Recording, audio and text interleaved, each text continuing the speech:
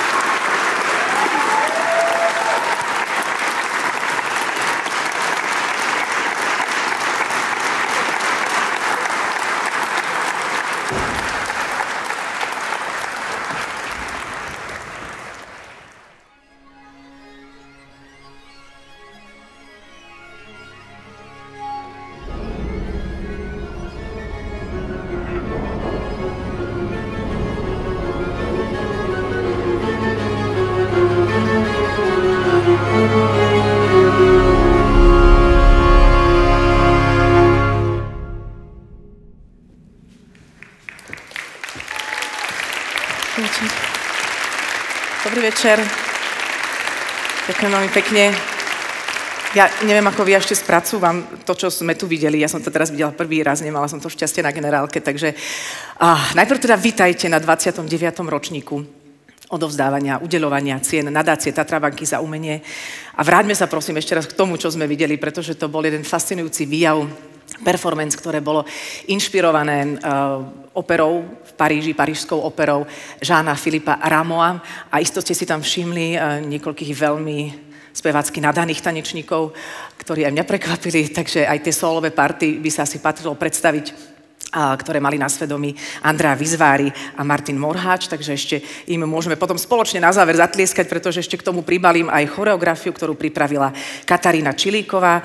O bravúrnu hudobnú nahrávku sa pod umeleckým vedením laureáta nadácie Tatrabanky za umenie huslistu Miloša Valenta postaral súbor pre starú hudbu Solamente Naturali, takže aj tento počin ukázal a dokázal, že umenie spája, že aj ulica sa vie objať s operou a myslím si, že ešte raz ocenia aj do zákulisia títo ľudia jeden potlesk. Ďakujeme.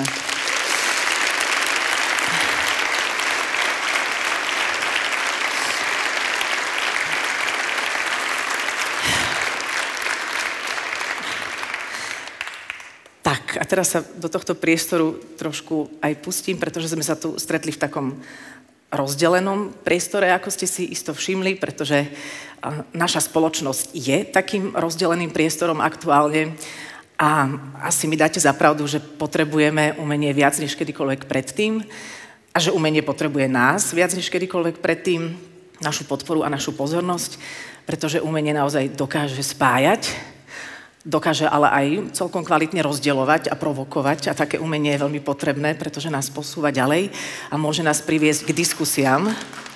Až takto.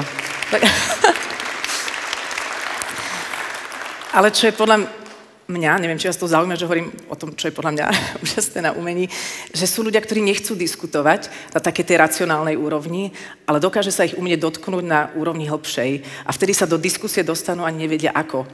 A často ich dokáže spojiť umenie so sebou samým, lebo len človek, ktorý je v spojení so sebou, vie komunikovať s inými. Takže toto je veľký hold umeniu dnešný večer. A bude to pre nás všetkých výzvou sa spájať aj tu. Trénovala som rotačnú moderáciu dlho a bude to aj pre vás všetkých odovzdávajúcich a ceny prijímajúcich veľkou výzvou sa skontaktovať so všetkými. Takže uvidíme, ako to zvládneme. A budeme so všetkou láskou a úctou a rešpektom hovoriť na vás, a rovnako aj na vás, hoci myslím, že dnes ste rozdelení naozaj len týmto pódium. Je to taká rekonštrukcia prípadu tejto spoločnosti, myslím, že to nie je skutočné. No a teraz poďme do kategórie Vyberáme zo štatútu. Poviem niekoľko dôležitých informácií, ktoré už možno mnohí viete, ale teda ocenenia sú udeľované za konkrétne umelecké počiny, ktoré vznikli v období od 1. septembra 23 do 31. augusta 24 v 6 kategóriách. A cena nadácie Tatrabanky vždy veľmi spoľahlivo pripomenie umelcom, akí sú starí alebo mladí, pretože tu máme dve kategórie, mladý tvorca do 35 rokov a potom všetko nad je už teda dôstojne hlavná cena. A významnú úlohu v oceňovaní zohráva 220 členná Akadémia nadácie Tatrabanky za umenie. Jej členovia sú tu dnes aj medzi nami prítomní. Sú to laureáti všetkých predchádzajúcich ročníkov ceny nadácie Tatrabanky.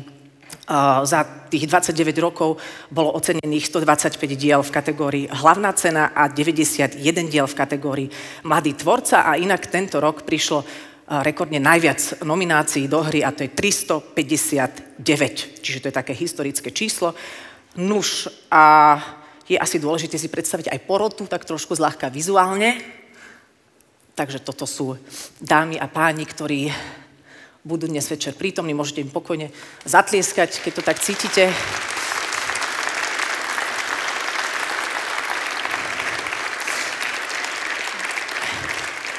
Stretneme sa dnes s nimi aj osobne na pódiu počas odovzdávania cien a neviem, ako to zatiaľ zvládam, necítite sa, dúfam, nejako ohrdnutí, keď sa tak točím, ale tie šaty sú krásne, nemám ich ja na svedomí, takže verím, že sa na to pozerá zo všetkých uhlov dobre. A k šatám sa ešte dostaneme, sú tiež súčasťou tvorby a umenia dnešného večera, ale v tejto chvíli by sme už asi mohli prejsť k tej prvej kategórii. Nech to teda rozbehneme. Prvou kategóriou je audiovizuálna tvorba, televízia, film a rozhlas. A neviem, či to je úplne zaujímavé, ale ja som si našla, že práve dnes, 13. februára pred 130 rokmi, bratia Lumierovci si dali patentovať kinematograf a to netušili, že ten vlak, ktorý prichádza do stanice, sa naozaj rozbehne a že z toho budú čerpať tvorcovia do dnešných čias a že vzniknú úžasné filmové diela. Hovorím o tých filmových, pretože ten rozhlas je tu stále spomínaný, ale nejak sa tu nevyskytuje. A to sa všetko dostaneme k tomu už počas nominácií. Dôležité je možno ešte spomenúť aj to, že ocenenia, ktoré získavajú umelci, sú z dielne, alebo teda z ateliéru sochára a výtvarníka Daniela Brunovského a takisto dostanú aj finančnú odmenu z ateliéru Tatrabanky. Takže to je niečo, na čo sa môžu všetci tešiť. A v tejto chvíli začneme teda s mladým tvorcom. A cenu pre mladého tvorcu príde odovzdať porodca, slovenský spisovateľ, publicista, bývalý riaditeľ nadácie Zastavme korupciu a bývalý riaditeľ Slovenského literárneho centra, pán Pavel Sibila.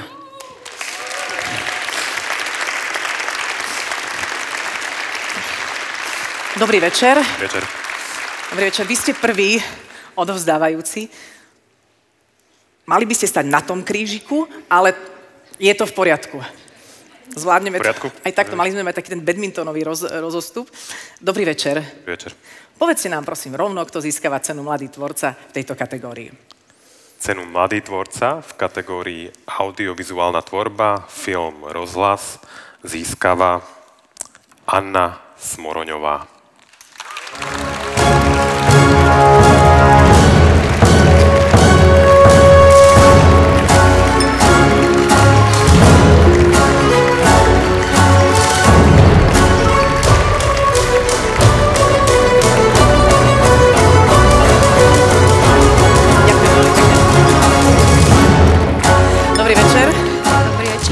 Ja budem teraz chvíľku hovoriť o vás, aby to tak vyzerá, ako keby ste nevedeli o sebe, ale ja to tak pripomeniem. Získavate cenu za kameru vo filme Nemá tajemství a vyzerá to, ako keby ste sa zobudili z komy, ale ste absolventkou VŠMU v Bratislave. Vaša práca s kamerou bola ocenená na mnohých súťažných prehliadkach a festivaloch. Film Nemá tajemství sa zaoberá udalosťami, ktoré vstupujú do našich životov nepozvanie. Je to taký krimi príbeh a inak za tento film bola Anna Smoroňová aj nominovaná na Českého leva v kategórii kamera ako prvá žena v histórii. Treba povedať.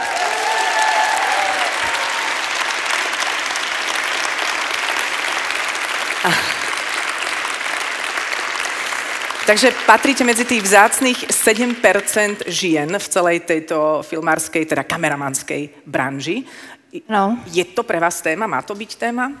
Je to téma a určite o tom poviem trochu aj v tejto reči. Dobre, tak nechám vám priestor reči. Nech sa páči. Akože je to pre mňa hrozne náročné hovoriť ako prvý človek, ale najradšej by som povedala, že som si nič nepripravila, ale je to pre mňa naozaj dôležité. A chcem poďakovať Tatrabanke aj porote za to, že som dostala túto cenu. A chcem poďakovať Tomášovi Mašinovi, režisérovi tohto filmu, ktorý mi ako kameramanke, ktorá nenatočila žiaden celovečerák predtým, že mi dal šancu a bral ma ako rovnocenného partnera. Myslím si, že je to hrozne dôležité, keď vás niekto berie ako parťáka a tvorí sa o dosť ľahšie. A mnoho žien v našom priemysle sa stretáva so situáciami, kde nemajú rovnaké ohodnotenie a v podstate nedostaneme rovnakú príležitosť na to, aby sme dostali nejaký projekt. A viem, že cesta k rovnocennosti je ešte stále dlhá, ale každý krok, ktorý urobíme a každú príležitosť, ktorú dostaneme, nás presvedčia o tom, že zmena je možná. A ďakujem ešte raz za túto cenu a ďakujem aj ľuďom, ktorí menia tento priemysel na lepšie miesto. Ďakujem. My ďakujeme, gratulujeme. Nie, ďakujem. Dámy a páni, Anna Smoroňová, mladý tvorca v kategórii audiovízia. A vlastne tým pádom aj prvá ocenená kameramanka aj v rámci týchto cien a držíme palce, aby sa teda priemysel menil a aby bol teda, ako ste povedali, pekným, príjemným miestom pre všetkých. A ideme teda už na tú hlavnú cenu. Hlavná cena si vyžaduje už samozrejme aj nominačné dokrutky a inak aj tie sú vždy veľmi pekným umeleckým dielom. Preto si myslím, že by sa určite patrilo spomenúť Mariku Majorovú a Jakuba Guliáša, ktorí sú tvorcami týchto dokrutok. A keď ich náhodou stretnete aj potom počas tohto večera, keďže na pódium nepôjdu, tak môžete k ním jemne vzhliadať. Inak sa nedá, lebo sú obaja veľmi vysokí, takže im môžeme potom prípadne, či teraz alebo neskôr zatlieskať. Nechám to na vás. Ďakujeme. Ale vráťme sa teda aj k tomu obsahu a obsah budú tvoriť nominovaní na hlavnú cenu v kategórii Audiovízia, takže tu sú nominácie.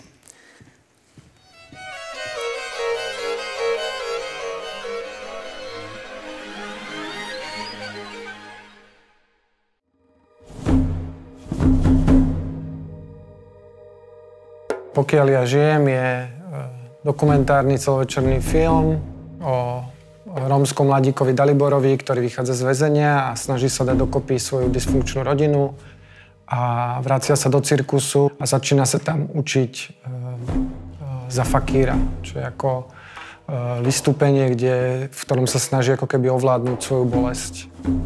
A bol to ako keby taký proces, že my sme chceli, aby sa on nám otvoril, aby nám rozprával o tom svojom živote, tak aj my sme sa jemu museli otvoriť. A musel naozaj pochopiť, že to myslíme vážne a že sme nenili proste len nejakí cudzí ľudia, ktorí ho chcú nejakým spôsobom využiť. Prvé, čo si človek uvedomí, že naozaj tá jeho štartovacia čiara v tom živote bola niekde úplne inde ako väčšiny ľudí. Vyrastal v tom extrémnom násilí a v podstate rodičia ho v ničom nikdy v živote nepodporili. A ako keby to aj určilo ten štýl snímania toho dokumentu. Celý čas tá kamera sleduje Dalibora ponad jeho plece, do každej situácie vstupujeme spolu s ním, pretože to bolo pre nás dôležité ukázať proste hľadisko toho človeka, ktorý bol celý život diskriminovaný na základe nejakých predsudkov. Jediný liek na to je proste empatia, si myslím, proste mať ju aj s ľuďmi, ktorí ako keby žijú mimo tej našej nejakej sociálnej skupiny a to je jediný spôsob, ako sa dajú preklenúť tie nejaké predsudky a nejaké rozdiely.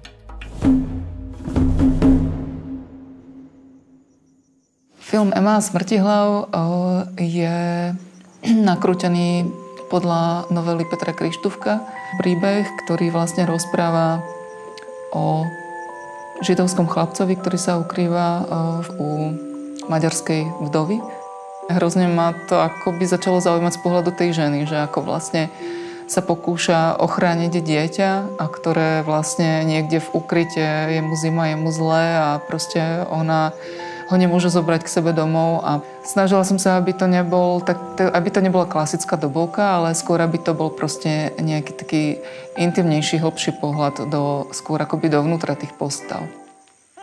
Tento príbeh sa odohráva vlastne v 42. roku v Podunajských Biskupiciach, kde reálne vlastne prišla garda robiť poriadky.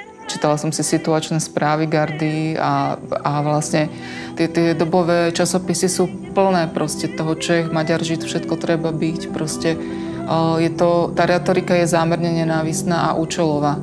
A tým, že vlastne si to ako národ nepamätáme, že už sme to tu raz mali a bola to manipulácia, tak keď sa znovu vlastne táto retorika vyťahne, znova to tí politici môžu zneužívať.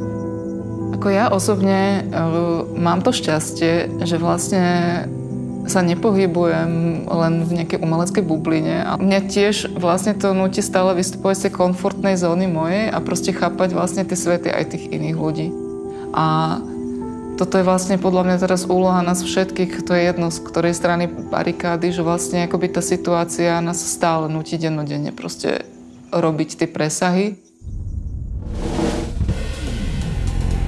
Je to film, ktorý sa odohráva v roku 1967 a 68 o redakcii Československého rozhlasu, ktorá vysielala pirátsky z rôznych ako štúdií aj počas tej okupácie, kedy už vlastne Rusi obsadili Československý rozhlas. A takú ako keby otázku, ktorú sme riešili od začiatku je, jak do toho dostať takú väčšiu epickosť do toho. Tie scény tam boli napísané v tom scenári na Vinohradskej, tanky a proste horiace autobusy a tak ďalej, ale to vlastne nejde natočiť v súčasnosti. Už to bola taká veľká výzva. Keďže sme našli niektoré veľmi pôsobivé archívne zábery, tak sme domysleli k tomu scénu krátku, hej, aby sa to dalo použiť. A vlastne divákom, ktorí sa dívajú na ten film, jak keby zotrel trošku ten rozdiel medzi archívnym záberom a filmovým a našim.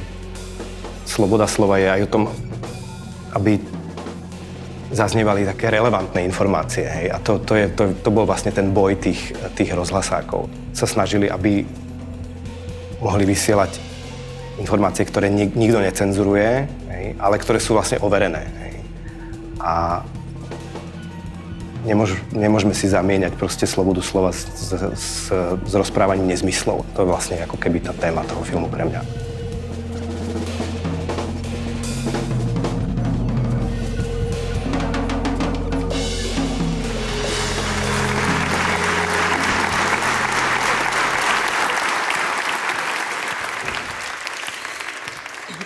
Tlieskali ste nominovaným v kategórii audiovizuálna tvorba, televízia, film, rozhlas a cenu v tejto kategórii prichádza odovzdať porodca, prezident Asociácie súčasného divadla a kreatívny producent ocenení Dosky René Parák.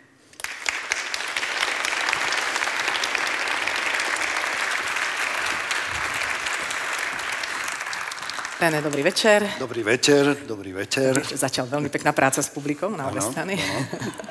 Aj na krížiku. To už som nechcela pána Sibilu teraz veľmi zarmutiť. Tak nech sa páči, povedzme si, kto získava hlavnú cenu. Takže hlavnú cenu získava Martin Žiaran.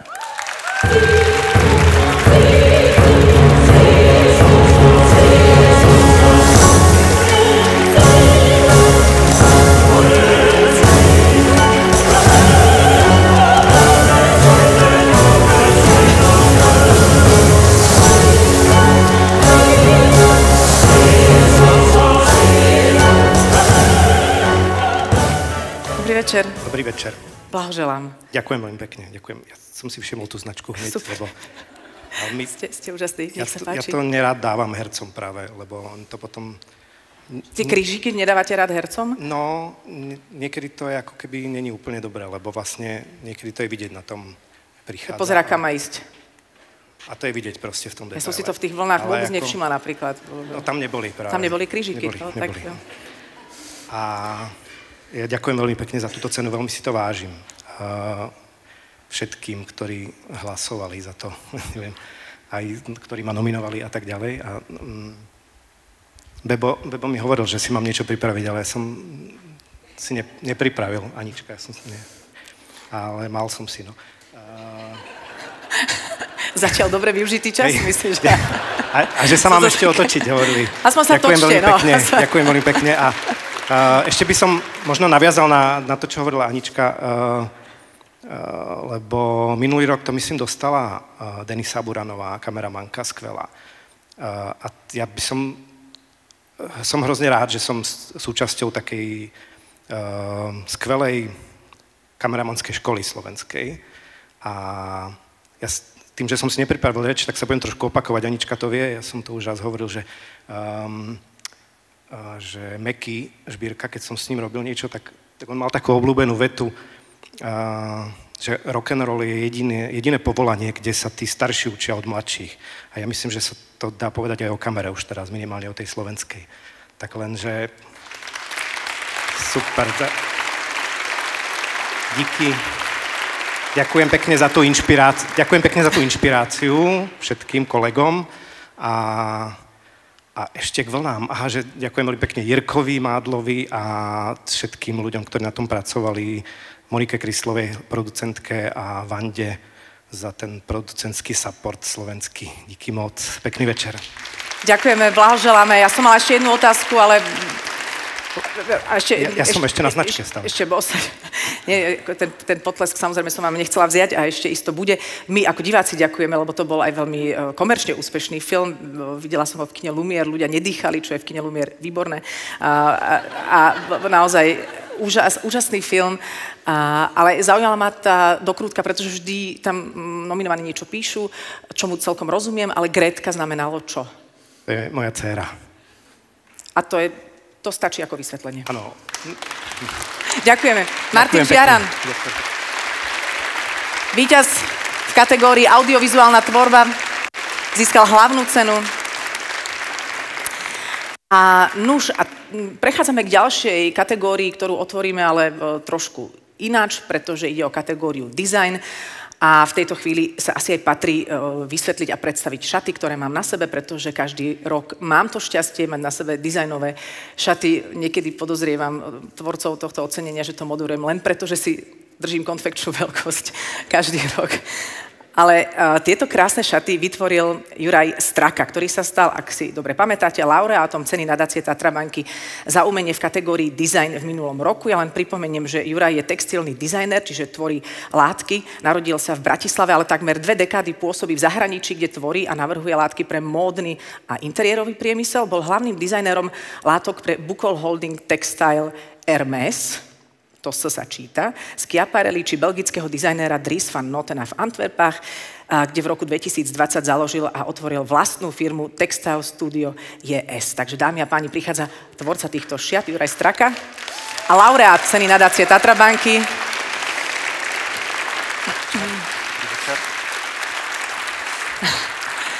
Ahoj Juraj, dobrý večer. Dobrý večer.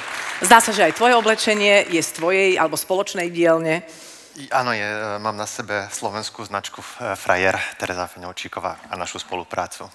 Inak ja musím ešte povedať, lebo to je také zaujímavé, že patrím medzi naozaj svetové celebrity, ktoré mali na sebe teda látky z tvojej dielne, či už ide o Kate Blanchett, alebo Anne Hathaway, Lady Gaga a ja teda, ale... Asi sa dá ako prvá v tom zozname. Ale vraj si povedal, že keď si raz oblečie tvoje šaty alebo tvojim dezénom ovenčené šaty Anna Wintour z časopisu Vogue, takže to už zabalíš a pôjdeš študovať medicínu.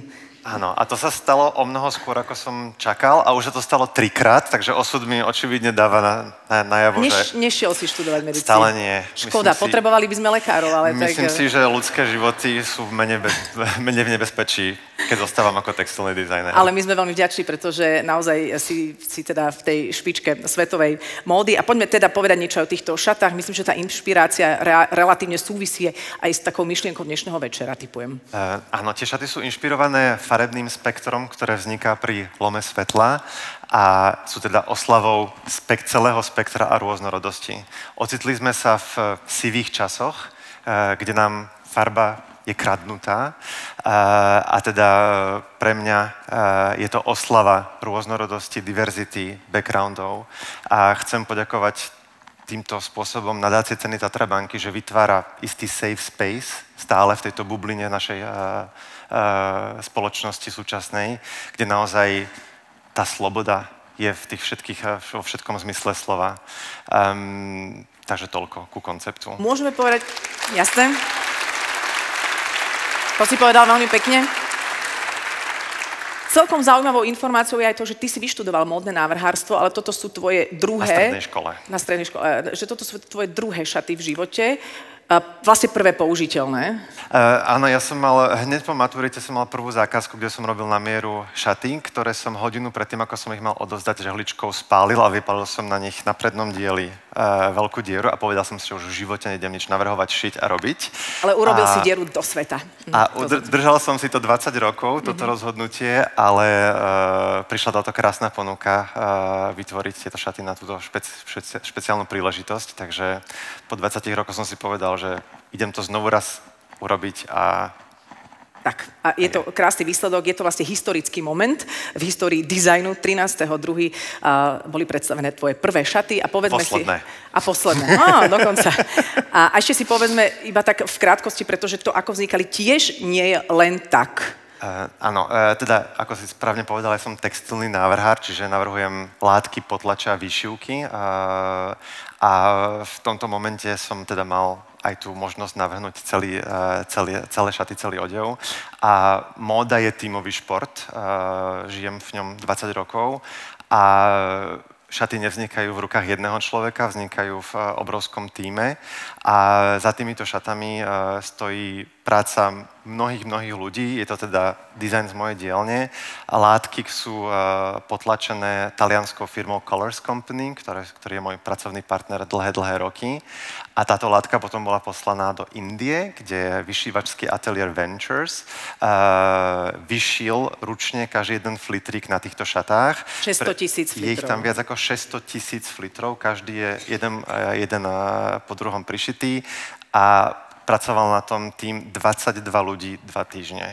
Dospelých ľudí s certifikátom Fair Trade a Fair všetkého. Na záver teda ešte jednu dámu by sme mohli spomenúť. Ešte posledného človeka, ktorý tiež musím poďakovať zároveň, je Zdenka Hincová, ktorá riešila strihové riešenie a zrealizovala vlastne šitie týchto šiat. Takže mimoriadne zaujímavé. A ako súčasť toho tvorivého procesu bolo pre mňa aj zaujímavé sledovať, ako ty si na mne vlastne kreslil ten dizajn látky podľa toho, ako sa to bude celé vlniť a hýbať. Takže bol to aj pre mňa umelecký zážitok. Keď ťa tu už máme, ako sa hovorí na linke, tak máš v rukách už aj cenu pre mladého tvorcu, takže ťa rovno takto využijeme a že by si nám prezradil meno víťaza v tejto kategórii. Takže mám tu česť vyhlásiť, že cenu Mladý tvorca v kategórii design získava Simona Čásárová.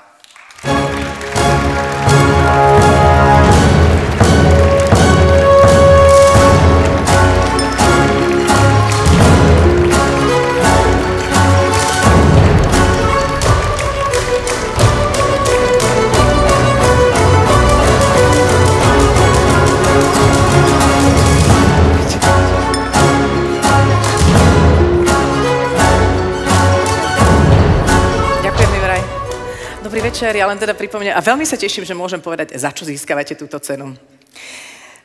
Za autorstvo a dizajn publikácie Initial Initiative Initialization of Initials.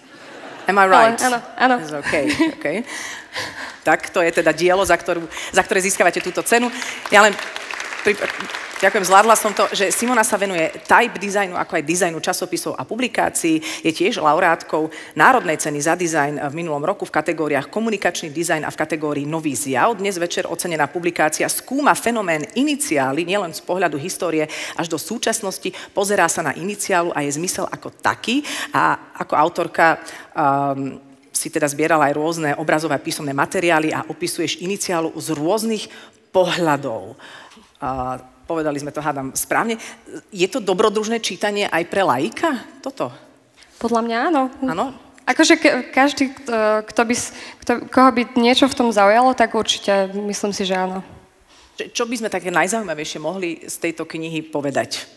Že, ja neviem, iniciály sú vlastne tie písmená, ktoré to všetko začínajú. No, správne. Ktoré vyzerá najkrajšie na začiatku? Fú, to je ťažko povedať. Myslím, že asi pre každého by bolo niečo iné krásne, takže záleží od osoby, že čo by sa mu... A povedala by som, že asi aj záleží od funkčnosti, aj v akej forme je tá iniciála zvolená, čiže... Si taká otvorená všetkým písmenám abecedy, to sa mi páči, že nechcete žiadne uprednostniť, to je veľmi pekné a predpokladám, že máte ale nejaké myšlienky, ktoré by ste chceli zdieľať túto s obecenstvom. Ďakujem krásne za túto cenu. Ďakujem hlavne nadácii Tatrabanky a Porote. Fakt si to veľmi vážim a veľmi sa z toho teším. A ešte si to stále asi neuvedomujem.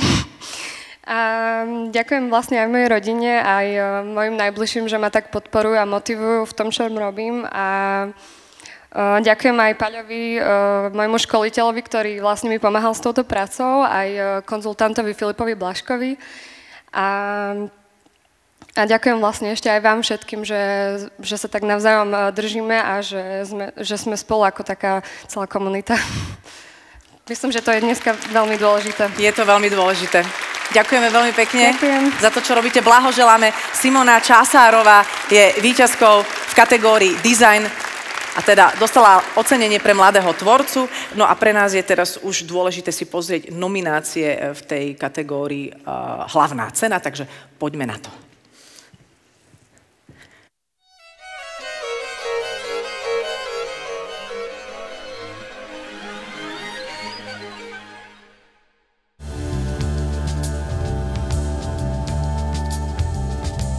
prišla vlastne s týmto zadaním kurátorka Míra Keratová.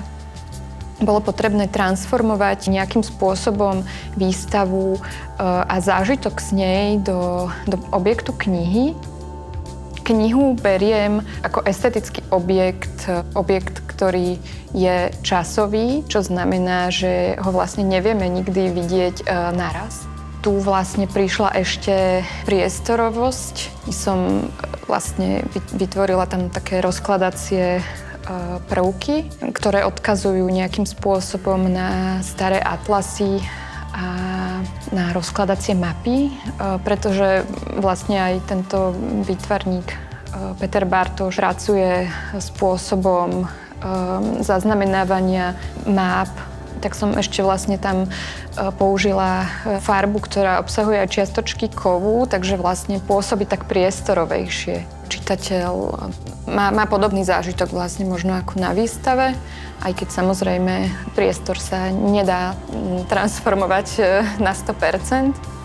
Myslím si, že ak máme nejaké obmedzenia, tak aj v nich si vieme vlastne nachádzať možno nejaké slobodné svety alebo slobodné myslenie. Takže sloboda je istým spôsobom vnútorný pocit.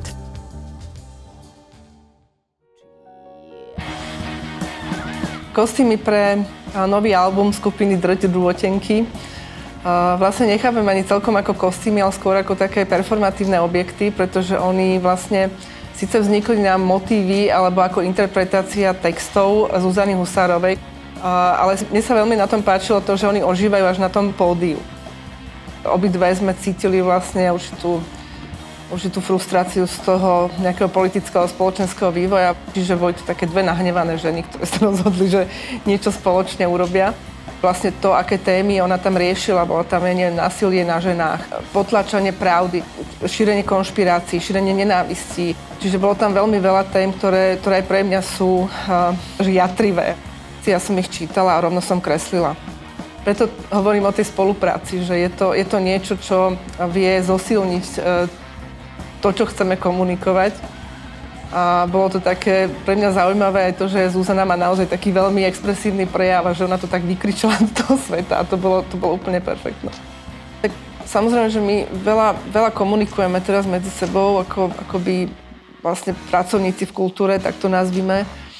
A vlastne veľakrát sme dospeli k tomu, že aj napriek tomu, že tá doba je problematická, veľmi eufemisticky povedané, tak sme si tak všimli viacerí, že nikdy sme nedržali tak spolu ako teraz. A že nikdy sme sa tak nepodporovali. A dúfam, že na to nezabudneme.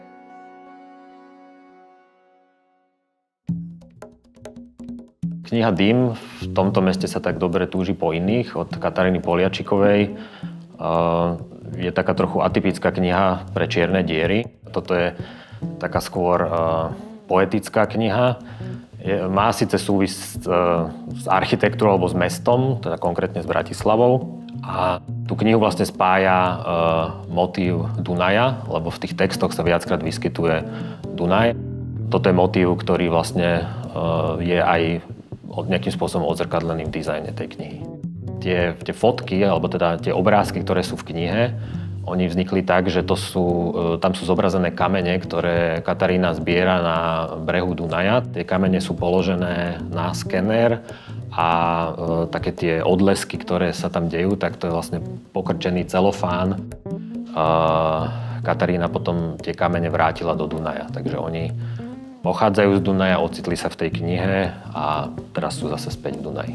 A teda ten sadzobný obrázec som urobil vlastne od hornej hrany papiera až po dolný, takže vlastne to plynie od hora až dole. Na každej strane je vlastne iný počet riadkov, alebo teda niekde je to rovnako, ale sa to mení. Riadky sa nelicujú, tak to vytvára také vlnenie trochu. Ja si myslím, že jedna z dôležitých vecí je spolupráca, to prepájanie, komunikácia, diskusia, nielen ako v nejakej bubline, ale naprieč celej krajiny. To je niečo, čo môže byť jedným z tých spôsobov, ako sa z tohto dostať. Každý asi vie prispieť nejakým tým svojím kúskom.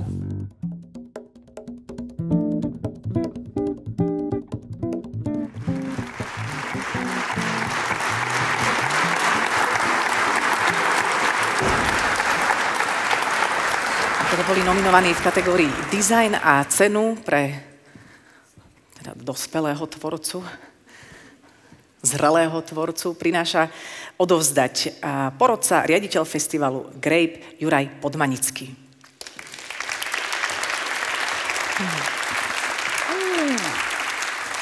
Dobrý večer. Dobrý večer, Juraj. Výborne a môžeme ísť rovno na to. Takže, hlavnú cenu v kategórii Design získava Silvia Jokelová.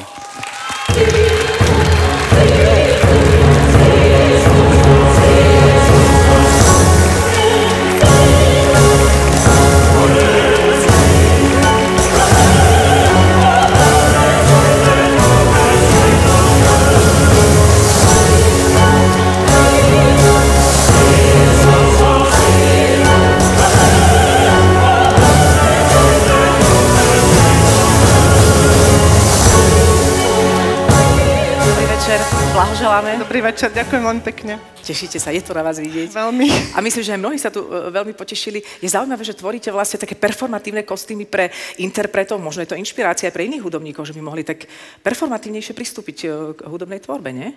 Bolo by to fajn, lebo bolo to síce prvýkrát, čo som niečo také robila, ale je to pekná spolupráca, že sa vlastne spájajú niekoľko disciplín alebo médií. Inak neviem, či som správne zachytila, že so skupinou Drť vystupuje niekedy aj Fedor Gál. Áno, oni vlastne na každý projekt oslovujú niekoho iného. Tentokrát to bola Zuzana Husárová, ktorá je poetka a performerka.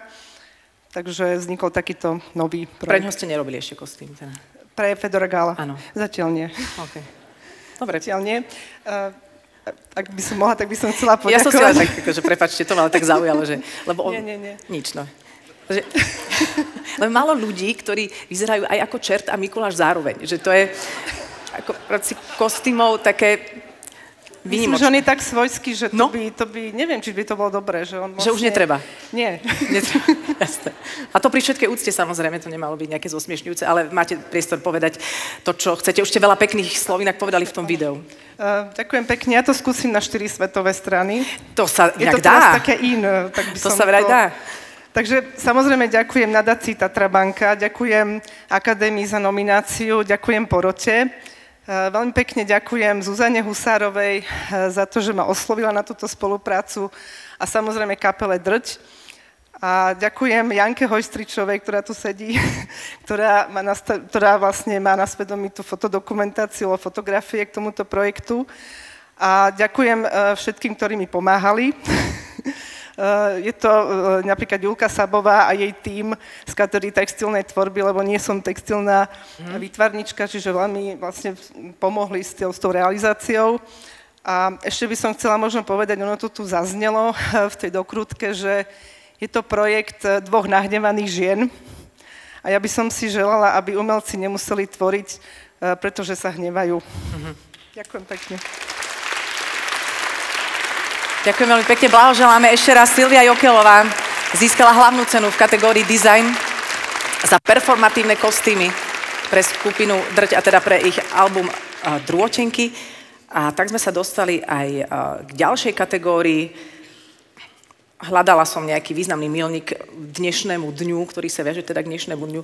A našla som, že 13.2. v roku 1996, neviem, možno si to, že niektorí pamätáte, čo sa stalo vtedy, rozpadla sa skupina Take That. Je to tak. A nechcela som pripomínať tento moment a napriek tomu sa hudobná scéna z toho spamätala a ľudia tvoria aj naďalej a je koho oceňovať aj dnes večer. Na to sa veľmi tešíme. A začneme teda mladým tvorcom. A mladému tvorcovi odovzdá cenu porodca Jen Kratochvíl, kurátor a teoretik súčasného umenia, asistent ateliéru fotografie a nových médií FAMU a odvolaný riaditeľ Kunsthalle Bratislava. Dobrý večer.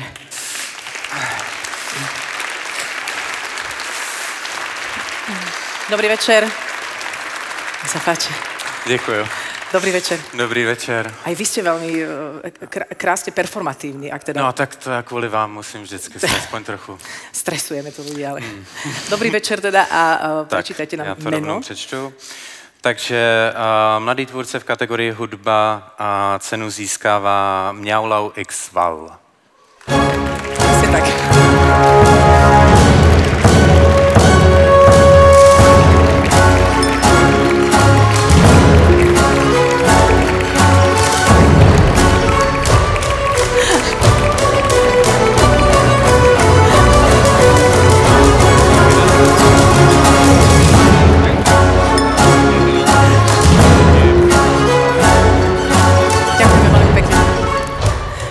dámy. Dobrý večer. Idem teraz o vás niečo chvíľku hovoriť, alebo teda o tom albume, za ktorý ste získali cenu. Daydream z vydavateľstva Gergas a budem potrebovať aj trošku pomoc s výslovnosťami niektorými.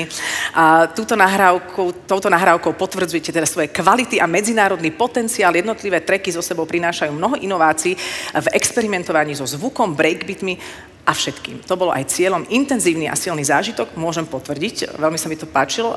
Neviem, a nechcem to zaraďovať, ale veľmi dobre to pôsobilo na mňa. Atmosféra ako vystrihnutá z prostredia letných festivalov. Producentmi albumu boli, a to povedzte vy. Lau. Jura Žliška. Je mi ne. Dobre, ďalej to bol Fulcrum. Nefunguje mi mozog, nevadí. A kto ešte? Subtension. Asi to je všetko. Ja to neviem potvrdiť ani vyvrátiť, ale je to asi teda tak. Malo by to tak byť. Bolo to náročné na výslovnosť, takže ďakujeme. Aj to bola tímová práca, ale vy ste tými hlavnými protagonistkami, dámy, takže nech sa páči, toto je váš priestor, vaša cena. Áno, tak ak ste si nešli, tak my sme veľké introvertky a táto komunikácia je veľmi ťažká pre nás. Ja som o tomto raz mala sen, len som bola nahá, takže toto je lepšia verzia.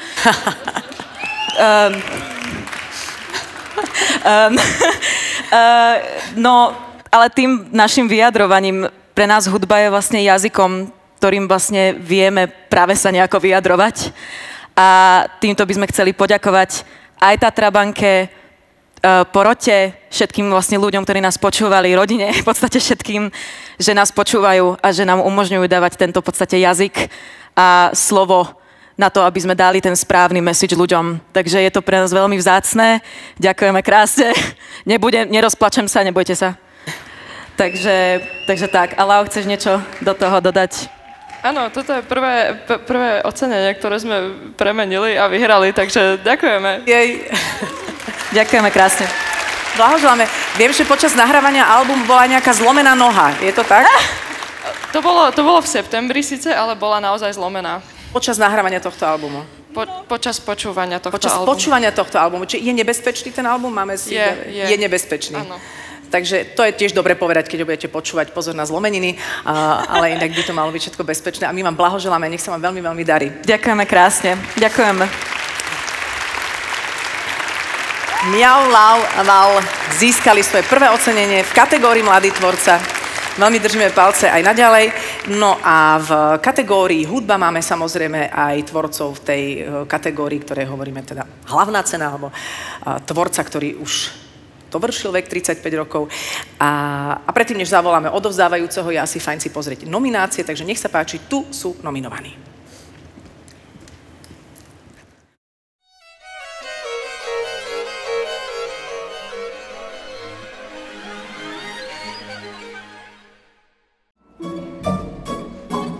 No je veľmi ťažké hovoriť, o čom presne tento príbeh, lebo je naozaj veľmi bohate štrukturovaný, ale je to také zvláštne plynutie času z neskorej renesancie, raného baroka až po súčasnosť.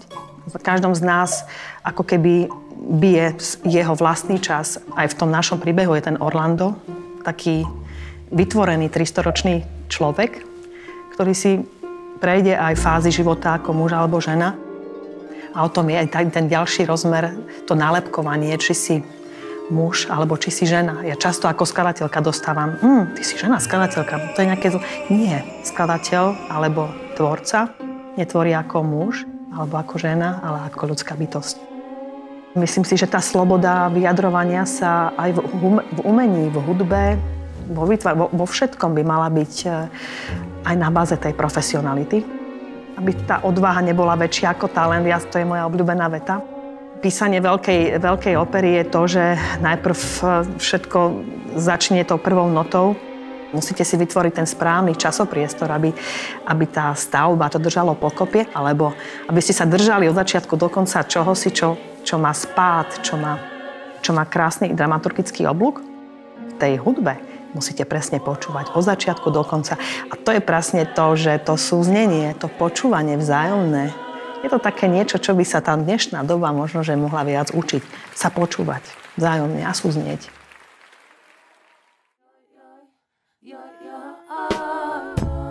Ten proces vzniku toho albumu bol ako taká moja nejaká osobná terapia, pretože ja som To začala písať v období, kedy som prvýkrát po 20 rokoch som sa vlastne zastavila, pretože prišla pandémia.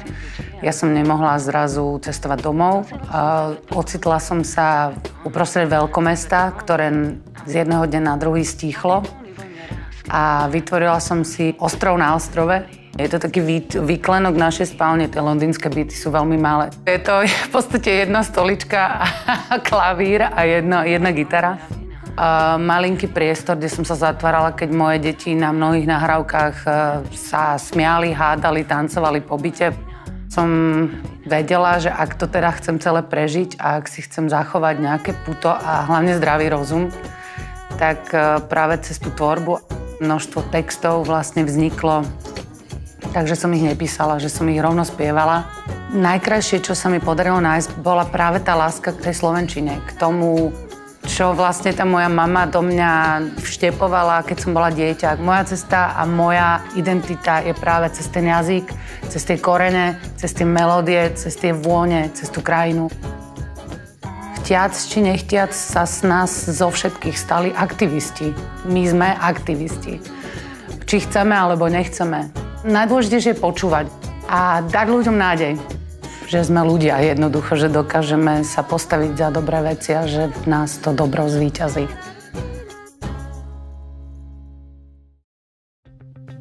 Pohyb je náš 9. album. Myslím, že 9. nahrávka. Je žltý a je tam 12 jednoduchých pesniček, krátkych. Myslím, že aj vznikli celkovo veľmi rýchlo. Ja strašne dobre sa hrá naživo. Ten album po nás nikto nechcel, ani v podstate nie je pre našu kariéru nutný a iba sme ho vlastne museli urobiť, lebo sme chceli byť v pohybe. Ozo bol ten, kto trval na tom, že keďže album robí žltý, tak musí ten album byť žltý, takže toľko naša aplikovaná dvorivosť. Fialový, že? To už je jedno, čo chcel, ale je žltý. Vznikali nejaké déma a potom sme sa stretli na takých dvoch väčších sústredeniach. Jedno bolo na Samote Brzov nad Zvolenom, kde nám vypadol prúd na deň a to, myslím si, zásadne ovplyvnilo aj ako podobu tej nahrávky, lebo zrazu sme tam boli, už veci nanosené, času málo, nejde prúd, tak robíme s tým, čo je po ruke, takže aj takáto náhoda ovplyvnila podobu mnohých tých pesničiek. Žijeme takú paradoxnú dobu, kedy sloboda slova v niektorých svojich podobách je ohrozená. Na druhej strane je tá sloboda slova možno až príliš divoká a časť ľudí si môže povedať úplne, čo chce. Úlohou umenia v tomto celom by malo byť teda stáť na strane slobody slova, ale bohužiaľ v dnešnej dobe už aj na strane nejakej zodpovednosti. Mnohí ľudia nevchádzajú do umeleckej sféry alebo činnosti s nejakým pocitom, že ja budem musieť byť zodpovedný. Každý deň sa môžem rozhodnúť, že či sa prikloním na stranu dobra, alebo sa prikloním na stranu zla, alebo môžem nazvať to zlo ľahostajnosťou.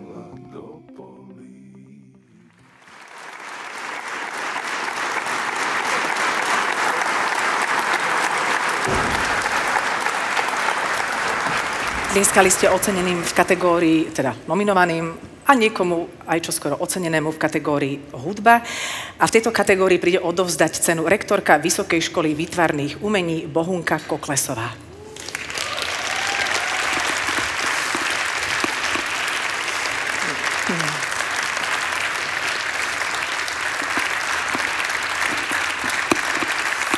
Dobrý večer. Dobrý večer.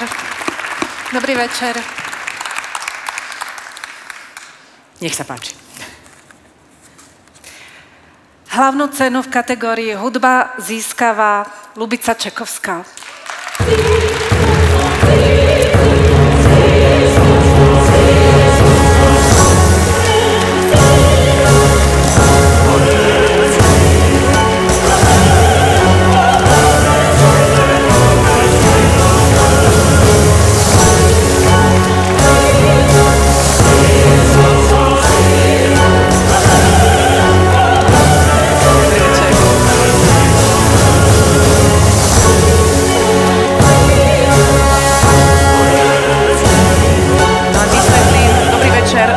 Dámy a páni, pani Magda Vašáriová, dobrý večer.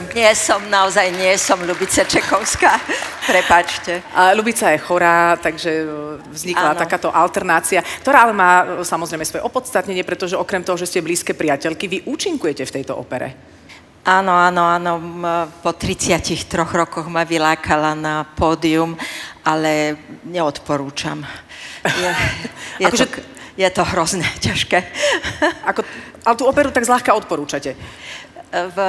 Tú operu odporúčam, samozrejme, tá je nádherná. Ja, že neodporúčate sa zúčastniť aktívne v opere. Nie, neodporúčam, že pokiaľ ste nestali 33 rokov na pódiu, tak aby ste to zase znovu skúsili, to teda nie. A ešte k tomu s ťažkým, starým anglickým textom. Ale nespievate? Nie, tak našťastie to nie. Takže tieto okolnosti sme vysvetlili, sme veľmi radi, že ste prišli. Neviem, či máte nejakú dohodu s Ľubicou, že čo by tu malo odznieť? Áno, ona vlastne mi to hovorila dnes v telefóne a po každom 4. slove kašľala. Takže nechcela kvôli tomu prísť, aby vás nenakazila.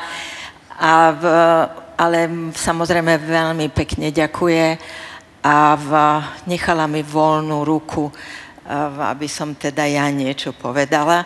Keď už som teda tá mŕtva Alžbeta I v tej opere a súhlasila s tým, aby som povedala, že pre našu spoločnosť sú veľmi dôležití tvoriví ľudia.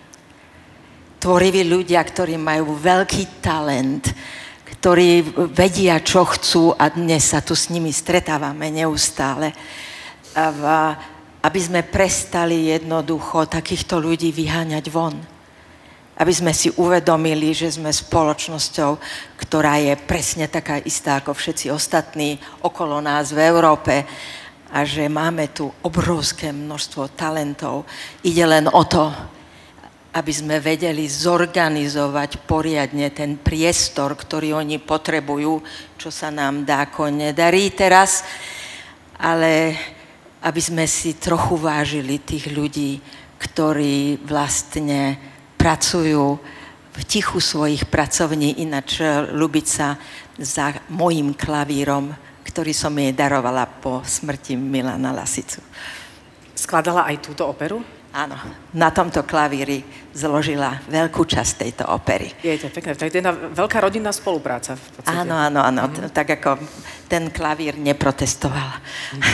Viem si predstaviť, keby som bola klavír, nechám na sebe hrať Ľubicou Čekovskou, rozhodne. Tak ďakujeme, pozdravte ju, prosím, asi budete opäť v kontakte. Áno, budem s ňou. Odovzdajte aj ocenenie, ale v bezpečnej vzdialenosti, aby ste sa nenakazili teda. A toto je potlesk pre Magdu Vášariovú a predovšetkým Ľubicu Čekovskú za jej dielo Here I Am Orlando, operu, ktorú si môžete pozrieť v Brne. A inak teraz vlastne nastáva tá situácia, keď môžeme vyzdvihnúť, že Ľubica získava túto cenu už po druhý raz.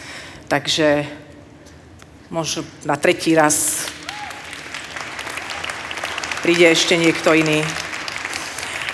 A môžeme prejsť ku kategórii literatúra. V roku 1992, práve 13.2., prišla najväčšia konkurencia pre knihy, pretože v Československu bol zavedený starý dobrý internet.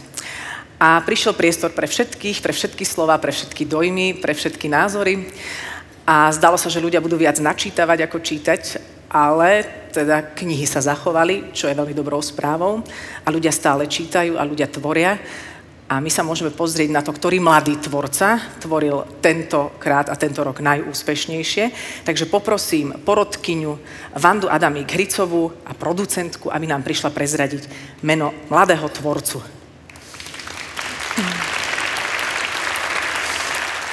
Dobrý večer. Dobrý večer. Dobrý večer. Ahoj. Trafila som. Výborne, nech sa páči. Takže cenu Mladý tvorca v kategórii literatúra získava Michal Talo.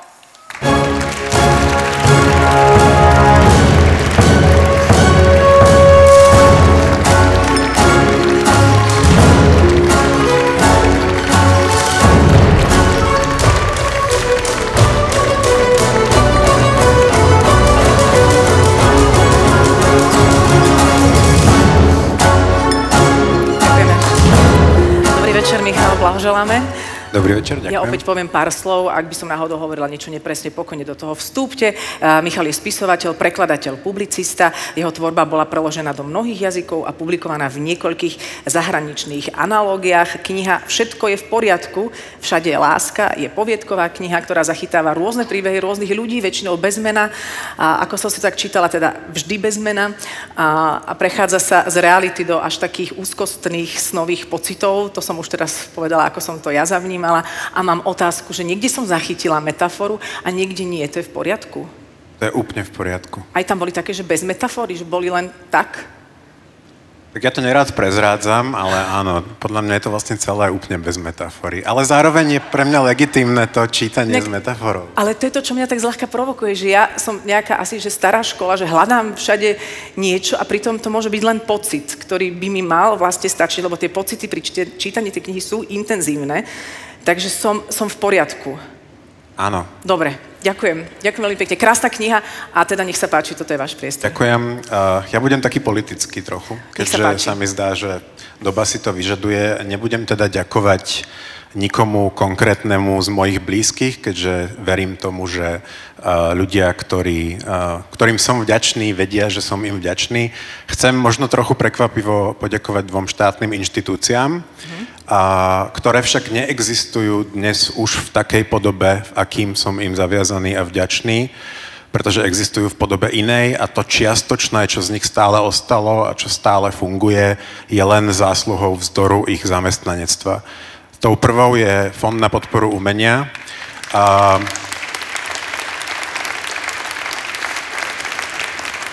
Bez ktorého by nevyšla, ani neexistovala zrejme ani táto kniha, pretože som ju mohol napísať vďaka štipendiu a pretože i vydanie podporilo štipendium. Keď som išiel sem na toto odovzdávanie, išiel som okolo billboardu istej fašistickej strany, ktorá má 1,5% v prieskumoch, na ktorom sa písalo: zastavili sme financovanie LGBTI projektov. Ja ako queer človek by som teda už bol zrejme považovaný za LGBTI projekt a nedostal podporu od súčasnej podoby Fondu na podporu umenia. A druhou inštitúciou, ktorá nepodporila túto knihu priamo, ale je veľmi dôležitou pre literatúru na Slovensku a jej prezentáciu doma i v zahraničí ako takou, je Slovenské literárne centrum.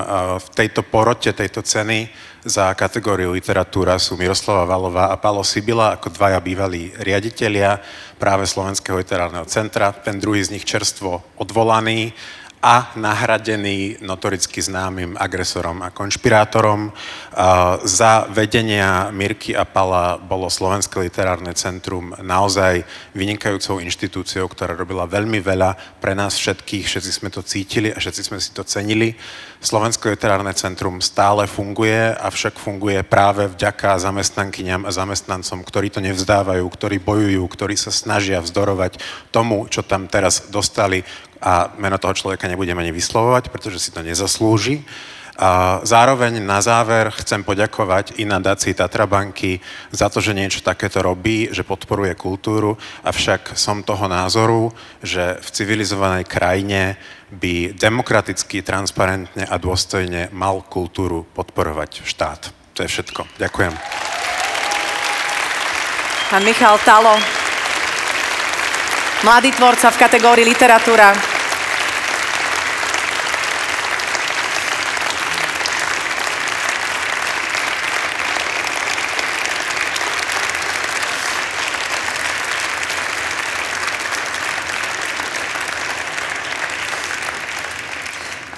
Ďakujem inak za tento vecný a veľmi presný prejav. Bola to pre mňa taká až veľmi dôležitá prednáška. Človek si naozaj uvedomí, koľko vecí ešte ako tak funguje vďaka ľuďom, ktorí nejako, nazvime to, bojujú, alebo fungujú v tých inštitúciách, alebo zakladajú odbory. Ťažko povedať, je to rôzne. A v tejto chvíli by sme sa mohli v kategórii literatúra presunúť k hlavnej cene. Na to potrebujeme ale zistiť, kto sú nominovaní a ja už preto radšej odchádzam, lebo to dlho trvá, kým sa spojíme s plátnom. Nech sa páči, tu sú nominácie.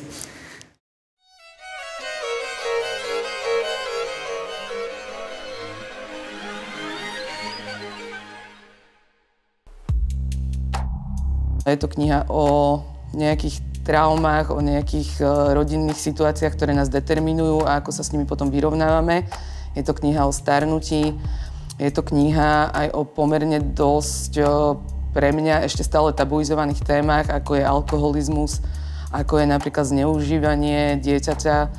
A zároveň je to kniha, ktorá je podľa mňa aj vtipná, lebo takéto ťažké témy si myslím, že potrebujú nejaký odstup, nejakú iróniu a odľahčenie.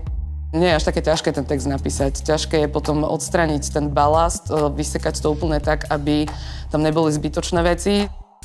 A práve preto, že som chcela imitovať v tomto texte takéto nejaké myslenie bez nejakých mantinelov, čiže ten text musel sa takto rínúť a museli tam byť logicky dlhé súvetia, čiarky nie úplne tam, kde majú byť gramaticky a podobne. A vo výsledku ten text vyzerá, ako keby som si sadla a napísala ho za jeden večer a on tak presne má vyzerať, lebo čitateľ nemá čo vedieť, že ja som nad tým sedela 3 roky.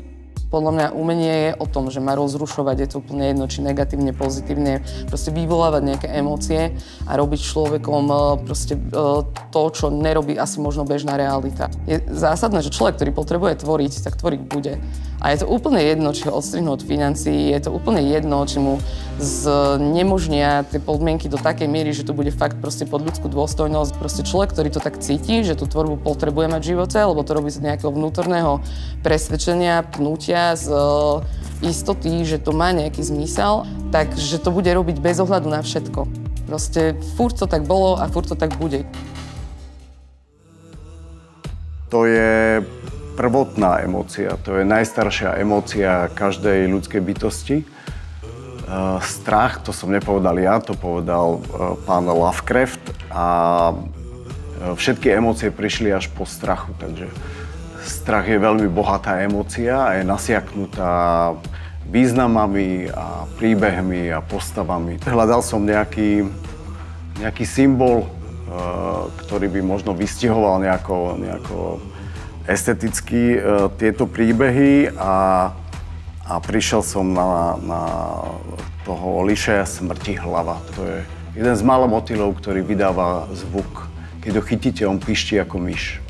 Ak mám z niečoho strach, tak mám strach len z ľudí, lebo z ničoho iného strach nepochádza. A tá situácia sa vygradovala už tým smerom, že ja už som skeptický k tomu, že v tejto fáze toho rozbehu rozbehu spoločnosti alebo pohybu, že ešte nejaké umenie môže zohrávať nejakú úlohu. Ja si myslím, bohužiaľ, že umenie zohráva nejakú úlohu až potom, ako keby svedok tých časov. Nádej je vždycky veľmi dôležitá a netreba ju strácať jednoducho. Treba za ňou ísť ako za takým svetlom, aj keď je to patetické, ale aj veci patetické, o ktorých som si myslel, že nikdy k ním nebudem upierať zrak, tak odrazu sú dôležité.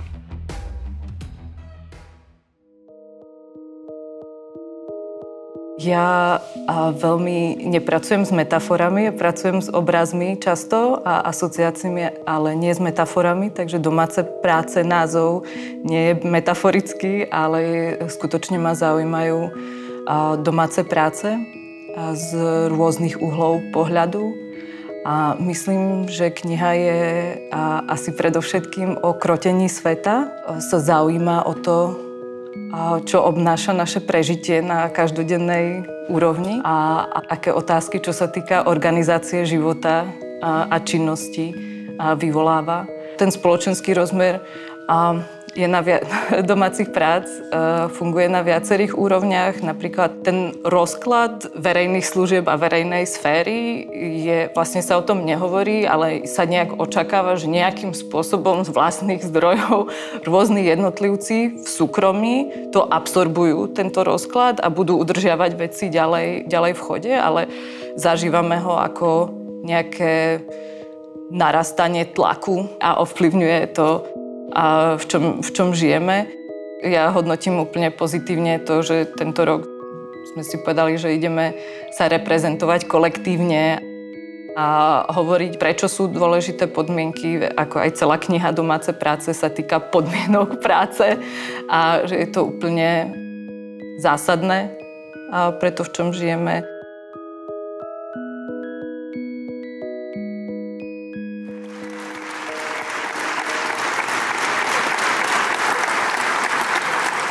Videli ste nominácie v kategórii literatúra a hlavnú cenu v tejto kategórii príde odovzdať porodkyňa, prekladateľka Miroslava Valová.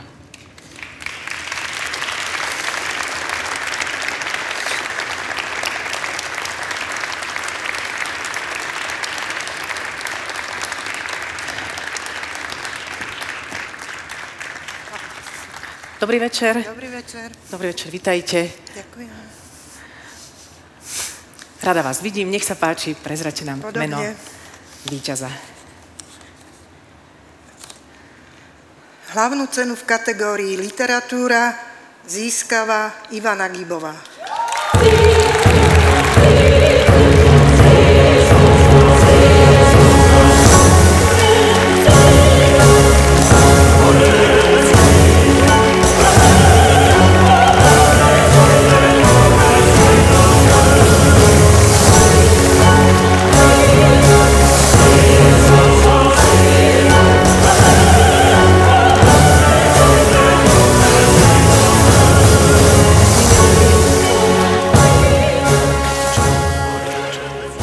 Dobrý večer. Dobrý večer. Blahoželám. Ja som úplne v šoku, ale nebudem vás tu oboznámať so svojimi internými pochodmi momentálne, lebo ja už som vyhrala tohto roku aj na Stop Literu a som myslela, že potom už môžem zomrieť. Tak ale dobre, som umrela ešte. A pardon, je to druhý raz, čo získavate túto cenu? Hej, áno, aj to. Aj to, len ako pripomínam, že ešte aj to. Takže som teda v úprimnom šoku, ale to teda vás nemusí určite zaujímať. V každom prípade chcem sa poďakovať za tento šok, za to, že existuje táto cena, takže ďakujem Tatrabanke, ďakujem porote, ďakujem vám všetkým, čo tu ste, lebo celý čas, keďže som tak predzmierená s tým, že to určite nedostanem, tak som si povedala, že si to tu len užijem proste. Takže si to užívam a mám úplne príjemný pocit celý večer z toho, že tu je také, neviem, nechcem vyzerať nejako ezo, ale že sa tu znáša taká dobrá atmosféra a také dobro ma obklopuje. Takto sa cítim celý večer, že ma obklopuje dobro. A strašne ma to teší, hlavne v tejto situácii, ktorú už predo mnou úplne úžasne, klobúk dole, ďakujem, opísal Michal Talo, pod ktorého reč sa podpisujem. A veľmi mu teda fakt ďakujem za to, že to povedal. A ďakujem všetkým ľuďom, ktorí tvoria, ktorí sa nenechajú odradiť. Myslím si, že práve v tejto situácii, ktorú všetci žiaľ, pretože sme kreatívni a o to citlivejší, vnímame veľmi cez seba, tak sa nevzdávame. A slovo, ktoré som tam napísala, láska, si myslím, že je niečo, čo keď si každý v sebe budeme pestovať voči druhým ľuďom, tak nám veľmi pomôže v tomto marazme. Ďakujem vám veľmi pekne a prajem vám krásny večer. My ďakujeme vám. A ak môžem ešte osobne, ja ďakujem za úžasný čitateľský zážitok pri čítaní Babičky.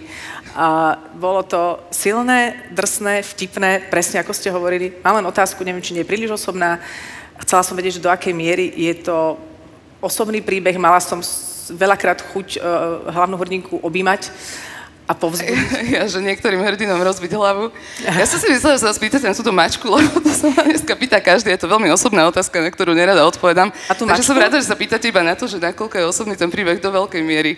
Čo je nejaká mačka, ktorej ste mali nejaký blízky vzťah a zomrela? Nie, to je proste plišová mačka. OK, tak potom každý je to sa tomu strašne diví, že prečo mám na krku plišovú mačku. Ja som mala plišovú líšku.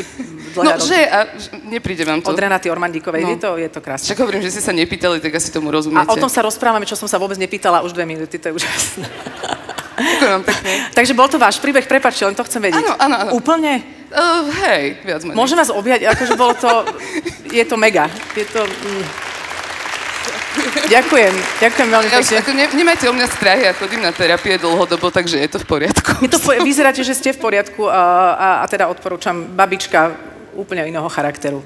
Je opísaná v tejto knihe. Ďakujem. Ivana Gibová. Ďakujem.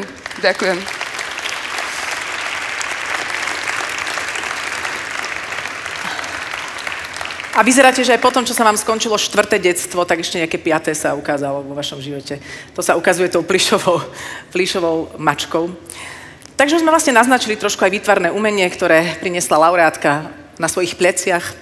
a výtvarné umenie bude mať svojich ocenených aj dnes večer. Samozrejme, môžeme začať hneď mladým tvorcom a cenu odovzdá porodca, vedúci laboratória typografie katedry vizuálnej komunikácie Vysokej školy výtvarných umení, grafický dizajner Pavol Bálik.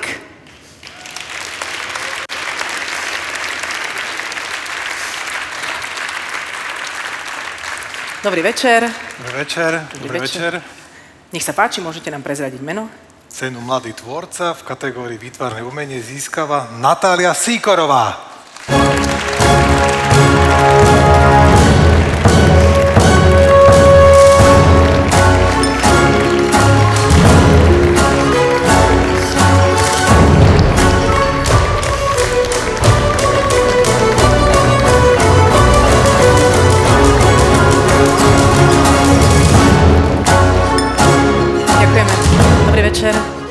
Ja budem chvíľku hovoriť teda o vašej tvorbe. Dobrý večer a blahoželáme.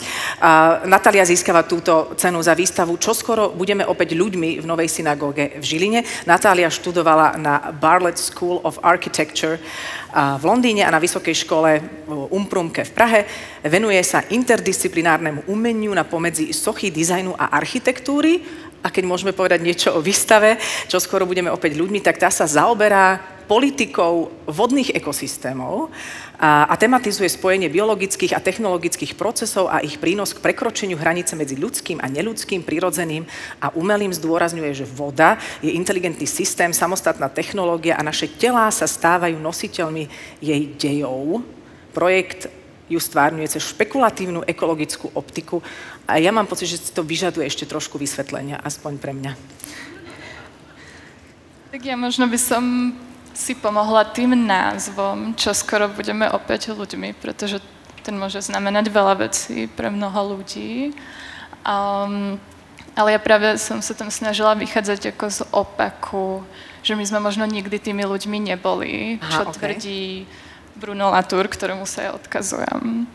A práve, že tá nejaká ako neľudskosť alebo ľudskosť práve spočíva ako s neodlíšiteľnosťou našou od toho neľudského, čo môžu byť napríklad zvieratá alebo aj technológie. Takže tým by som to asi... Áno, už tomu rozumiem viac a je to veľmi zaujímavé.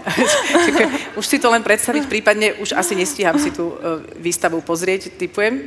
Áno. Už nie. To už nie. To už nie. Bohužiaľ, tá výtvarná tvorba sa častokrát odohráva v izolácii, takže bohužiaľ tá výstava už skončila. Ale cenu máte a môžete pokojne povedať aj niečo iné, čo by ste teraz chceli povedať. Ďakujem. Tak ja by som chcela hlavne poďakovať nadácii Tatra banka za to, že tu môžeme byť a vzájomne sa vypočuť.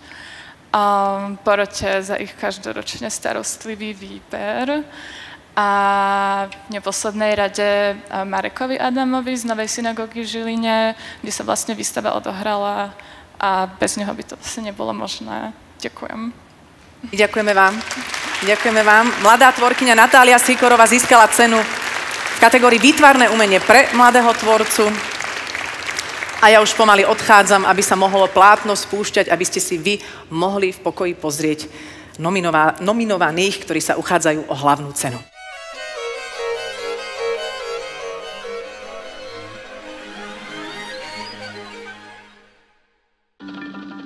Floating Arboretum je veľmi zjednodušene o stromoch, ktoré sú nejakým spôsobom ohrozené a ktoré poväčšinou sa nejakí aktivisti, ľudia zanietení snažili ochrániť a ktoré boli namaľované na československom pavilóne v Benátkach. A teda pred pavilónom ešte stojí taká drevená loďka, na ktorej sa v pravidelných intervaloch diala performance. Postupne sme prizývali ďalších ľudí ako do tímu. Postupne pridali hudbu, tanec, alebo teda choreografiu a vlastne takto sa to postupne ako organicky nabalovalo. Postup bol taký, že sme oslovili Julianu Sokolovú.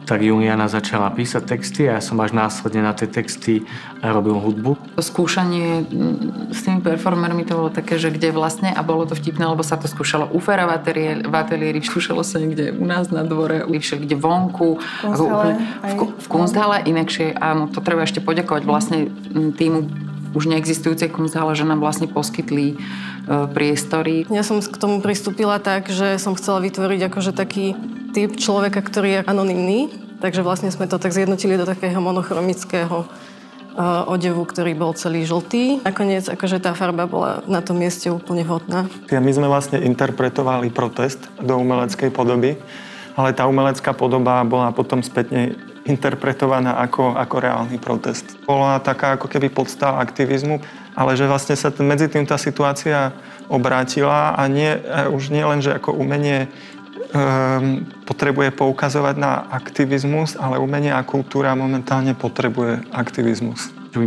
mohlo sa kultúre podariť, je to práve prepájať aj tie iné oblasti. Hodzaj biznis, hodzaj životné prostredie, hodzaj vzdelanie, proste všetky sektory, ako keby potrebujeme sa stať navzájom všetci spojenci, ak teda si vieme predstaviť nejakú spoločnú budúcnosť.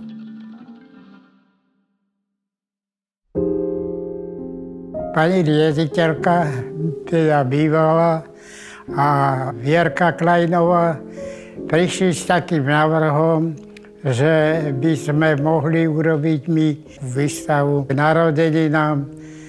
Mal som akurát 87, ja som súhlasil a oni pracovali jak všeličky. Všetky možné veci pozhľadali z galérií z celého Slovenska. Bolo to také veľkolepé. Aj tam pracovníci tvrdili, že tak veľké množstvo účastníkov vernisáže nebolo ešte. No ja som pôvodne chcel byť maliar. Som robil skúšky v Prahe na Vysokú školu umelecko-priemyslovú. No ja som sa trochu toho zlakol, lebo to bola škola monumentálnej maľby. A ja som sa cítil tak ako trošku miniatúrny, takže zostal som na keramike. Ja som vlastne žil v prírode. Od začiatku až do konca. Vždycky obdivoval, kde pekné veci, tak som si zaznamenával. Experimentoval s tým. Chcem mať hrzavú razhuru. Že napodoboval som hrzu. Chcel by som mať ešte dosť síl, ako také zdravie, aby som mohol pokračovať, čo ma teda drží pri tom. Vznikalo to v takom zvláštnom období, pretože som rozmýšľal, že čo sa ako keby odo mňa očakáva, že čo chcem malovať ja a zároveň mi nedalo nejak nereflektovať na to, čo ľudia písali napríklad na sociálnych sieťach, ako diskutovali ohľadom toho jedného obrazu, ktorý vlastne preslávila naša ministerka, kde je ten štíhly muž boskávajúci sa s tým korpulentnejším mužom.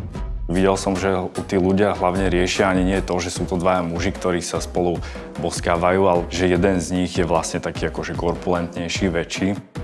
Takže som s tým vlastne chcel ďalej pracovať a konfrontovať diváka s nejakým druhom telesnosti, ktorý nie je až tak exponovaný napríklad v popkultúre alebo v médiách. Ja som chcel, aj keď je to vážna téma, aj politika je vážna, aj fat-shaming je vážny, ale chcel som, aby ten obraz na prvý pohľad bol taký akože tiež odľahčený, alebo aby skôr vzbudzoval také akože pozitívnejšie pocity. Tá vrstva za tým, ak niekto má záujem sa nad ňou zamýšľať, tak samozrejme je akože ťaživá, je dôležitá, je zložitá, ale ako nechcem divákovi predkladať akože temný obraz s ťaživou témou v ťaživých časoch, že keď sa ten človek proste nejak nabije nejakým zážitkom pozitívnym, tak potom má viac síly v bežnom živote alebo v nejakej občianskej angažovanosti.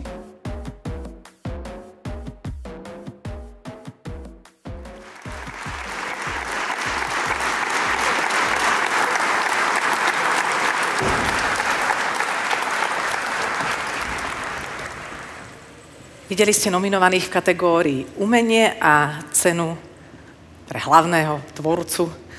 Príde odovzdať porodkyňa, producentka a prezidentka Asociácie nezávislých producentov Zuzana Mistríková. Dobrý večer. Ahoj. Ahoj. večer. Môžeme ísť rovno na to, jasné. Jozef Sušienka.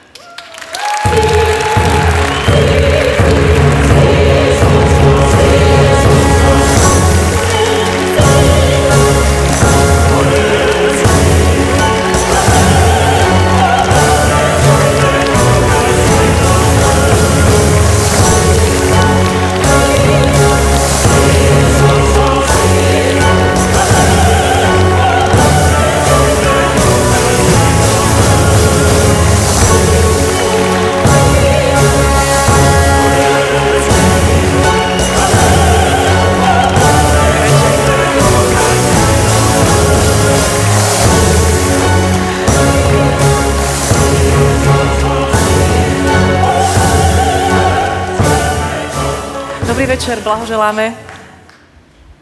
Som prekvapený v tomto prostredí, čo sa udialo a mám dojem, že celkom ako úspešné historickej konštruktívnej architektúry. Mnohí sme tu chodili, lebo sa tu predávalo všeličo. Okrem iného aj vínko, kde sme si občas mohli pripiť. Stále sa to deje v soboty. Príďte. Ale prekvapilo ma aj to vonkajšie riešenie toho námestička, lebo už starší človek moc nechodím do Bratislavy. Ja vám budem držať mikrofón, nech môžete vy prirodzene gestikulovať. Prepáčte. Tak nie, dobre. Tak som prekvapený, ako hovorím, že teda sa tu udialo mnoho vecí a ja proste v Zakutí, v Lohovci sa hrám hlinou a tvorím. Tvorím všetko možné. Hlavne záhradnú keramiku. A pokiaľ ste boli v Národnej galérie v letných mesiacoch, zaiste ste pozorovali alebo poznali, čo všetko robím. Ako sa aj spomína,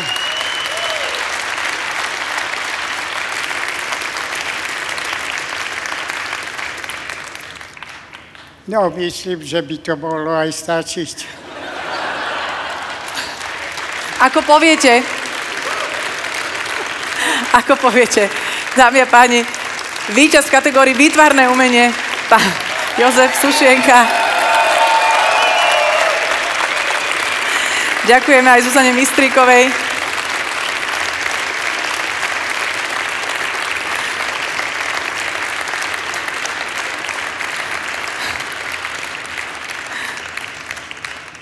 Ďakujeme veľmi pekne za milé slova. To nebola ani ďakovná reč, skôr také predstavenie sa. A pritom úplne nebolo treba, pretože si myslím, že tvorba pána Jozefa Sušienku je známa nielen vďaka tejto výstave, ktorá bola ocenená. Takže ešte raz ďakujeme veľmi pekne za to, že ste tu s nami. A teda veľa zdravíčka a veľa ďalšej tvorby vám želáme.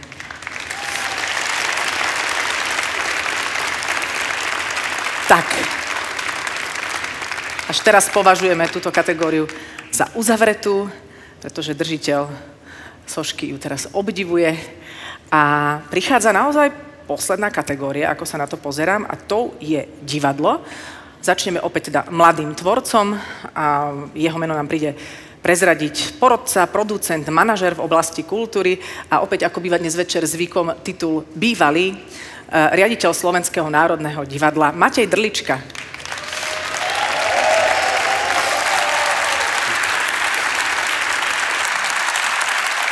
Dobrý večer, vážené dámy, vážení páni. Je pre mňa veľkou cťou, pochopiteľne, že môžem odovzdávať cenu práve v tejto kategórii a veľmi sa teším, že môžem prezradiť meno mimoriadne talentovaného mladého režiséra, o ktorom budeme ešte veľmi veľa počuť. Cenu Mladý tvorca v kategórii divadlo získava David Paška.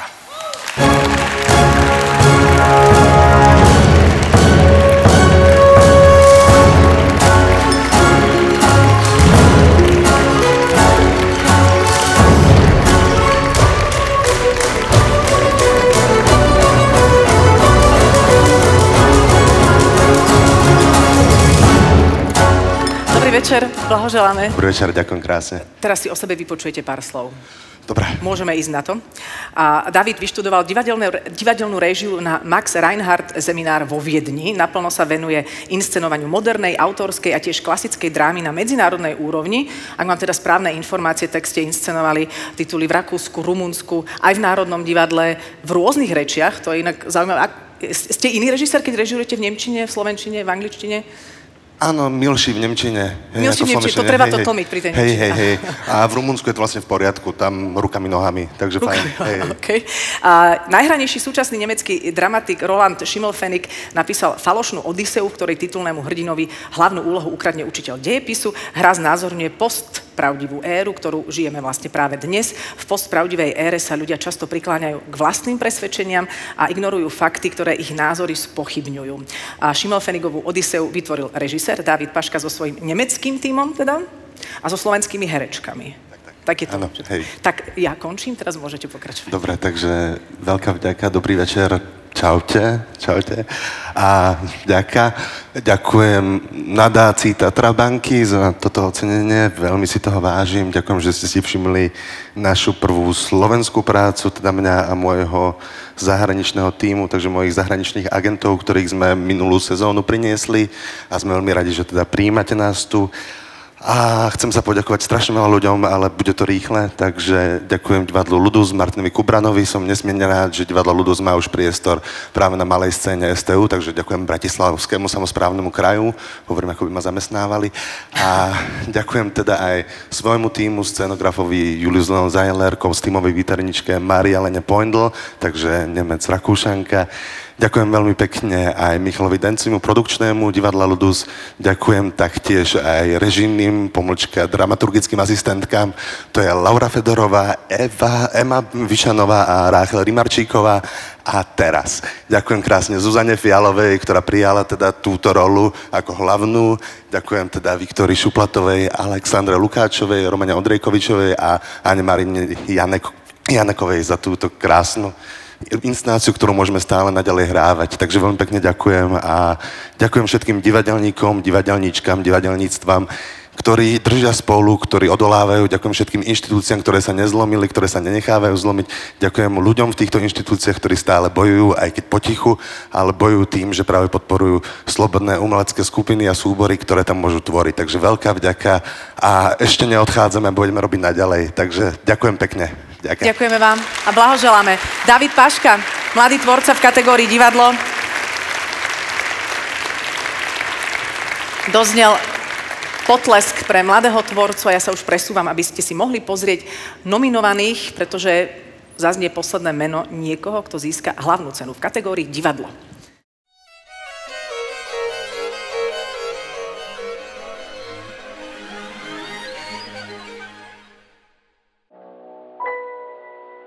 Divadelník je vlastne herec Bruskon, ktorý príde z hlavného mesta na zájazd do nejakej diery. V našom prípade je to mesto Martin. Zahrať svoju komédiu a vlastne je nespokojný so všetkým, s čím sa tam stretáva. Bruskon je človek sebastredný, ktorý kritizuje celé okolie od svojej manželky, detí až po divákov, ktorí sú prítomní v hľadisku. Takže pre mnohých to musí byť aj šok, keď im začnem niečo konkrétne vyčítať. Thomas Bernhard ako autor je veľmi vtipný autor. Je to trošku risk, ako divák príjme túto hru. Kritizuje spoločnosť. My samozrejme nehovoríme o Rakúsku, ale o Slovensku. Hovoríme slovo domovina. Bruskon sa snaží zmeniť svet, ale prichádza na to, že je to nemožné. Ale tá jeho snaha je tak urputná a že je komická. Táto hra je výborná v tom, že si môžem slobodne povedať svoj názor cez Bruskona. Môj brat Marian napríklad bol veľký kritik spoločnosti a myslím, že on mi veľmi pomohol túto postavu vytvoriť. On si vedel tak šťavnato ponadávať na situáciu, v ktorej sme, že mi teraz veľmi chýba, ale myslím, že toto predstavenie som venovala najmä jemu. Je to vlastne z pera Pavla Vilikovského, ktorý túto knihu alebo tento román napísal už pred viac ako 10 rokmi. Je to kniha, ktorá veľmi presne už v tej dobe pomenúva, akí sme my Slováci. On to písal, myslím, s ohľadom na 90. roky, obdobie mečiarizmu, ktoré sa podobá aj na dnešnú situáciu, ak nie v horšom. Takže tá inscenácia naozaj reaguje a vyzerá, ako keby bola napísaná pred pár mesiacmi. Dušan Pařízek vlastne urobil takú adaptáciu tejto knihy. Málo kedy sa mi stalo, že po odpremierovaní, že vlastne ja som si ani nepamätal, že ako sme to naskúšali. Čo je vlastne pozoruhodné, to, že z eseje, pretože Pes na ceste je skôr esej, dokázal ten Dušan Pařízek to dramatično vytiahnuť a inscenovať natoľko, že vlastne tá dvojhodinová inscenácia nie je iba plná faktov, ale aj dramatických situácií, ktoré sú pre to divadlo základnou stavebnou jednotkou. Ľudia nevedia, na čo idú, to je prvá vec, takže vlastne oni dostanú akože celkom slušný taký ako keby náklad, ale náklad taký, teraz to myslím v tom dobrom slova zmysle, lebo ja si nemyslím, že z nás ide negatívna energia, práve že to predstavenie je veľmi pozitívne. Čo mne sa dostáva od divákov spätne, že vlastne čím si oni prechádzajú. Že je to od začiatku až do konca, je to vlastne predstavenie, ktoré na nich kladie tiež určité nároky, že vlastne to nie je jednoduché celé to počúvať, prijať a vlastne uvedomovať si to, že z čoho sú súčasťou. Oni odchádzajú z divadla s tým, že vlastne to možno, že im to dodáva určitú nádej na zmenu a nádej na to, že nie sú v tom sami a že vlastne tá nádej im dáva možnosť, že dobre, tak teraz sme možno niekde na dne, od ktorého sa môžeme možno konečne odraziť a skúsiť to ináč. Smutná správa zo smutnej krajiny je inšpirovaná hrou Alberta Camusho Nedorozumenie. Celá hra sa zakladá na skutočnom príbehu, ktorý Albert Camus našiel niekde na Morave. A tam našiel taký článok, že sa vrátil syn domov po 20 rokoch a nespoznala ho mama ani dcéra. No on v tom hostinci, ktorý oni vlastnili, tak to bral ako dobrý fór a neprezradil im to. A niekedy po polnoci, keď sa opil, tak vlastne im ukázal, čo má v kufríku, rozhodol sa, že tam prespí, no a oni ho pripravili o život. Keď prišli na to, tak obe spáchali samovraždu, jedna skočila do studne a druhá sa obesila. My sme sa vlastne snažili tento nešťastný príbeh previesť do súčasnosti, do nejakej krajiny, nekrajiny, v ktorej dnes žijeme. Tak okrem toho, že vlastne sme jednak mali na starosti réžiu a koncept, tak v tom predstavení aj hráme, tak už to v našom divadle býva. Vlastne v tom predstavení každý z tých postav po niečom túži, ale vlastne ani tá jedna postava neurobí ten ďalší krok. Je tam veľa odkazov na to, čo je toto za krajinu, kde každé ročné obdobie vonia ako strach. Ono celkovo divadlo, alebo tá nezávislá scéna to mala vždy ťažké, ale postupne sa to začalo tak nejakým malými krôčikmi zlepšovať. No a teraz prišla smršť a zrazu rozmýšľame, že čo bude ďalej. Nezatrpknime. Áno. Snažme sa o to každý deň, aby sme nezatrpkli. Ak sa chcete zamračiť a cítiť sa zle, tak skúste sa usmiať, ísť proti. Ono to stojí tú istú energiu vlastne.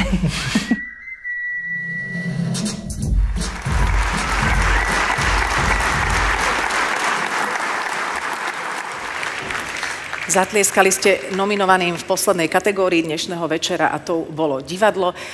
Cenu v tejto kategórii prichádza odovzdať na záver, môžeme to tak povedať, absolútny predseda, pretože je to predseda správnej rady nadácie Tatrabanka, a predseda poroty nadácie Tatrabanka ceny za umenie, predseda predstavenstva a generálny riaditeľ Tatrabanky Michal Lidaj.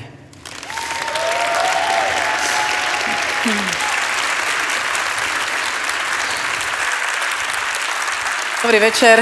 Dobrý večer. Dobrý večer, dámy a páni. S porodcami dnes večer nekomunikujem aj pre krátkosť času, ale Mám pocit, že si to situácia vyžaduje, si teda ten predseda zástupcom všetkých týchto inštitúcií a mám taký dojem, že je patričné adresovať také poďakovanie za tento dnešný večer, za túto infúziu slovenskému umeniu, ktoré je podvýživené, za podporu aj nám konzumentom, ktorí potrebujú umenie aj naďalej vnímať a za nielen tento večer, ale vlastne za všetku tú podporu umelcom, ktorí tu nielen dnes večer sú, ale ktorí aj vďaka týmto cenám fungujú. Takže ďakujem. Viem, že si introvert, ale musela som to takto. Ďakujem veľmi pekne, Adálka, za tvoje krásne slova. Veľa to pre nás znamená, pre nás všetkých, nielen pre mňa, ale aj pre mojich kolegov.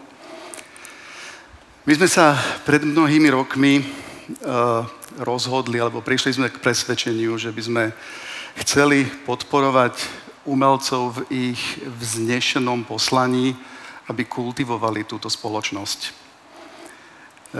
Dnes nás môže hociaký letmý pohľad okolo seba veľmi ľahko priviesť k presvedčeniu, že by sme o tejto ambícii mohli mať pochybnosť.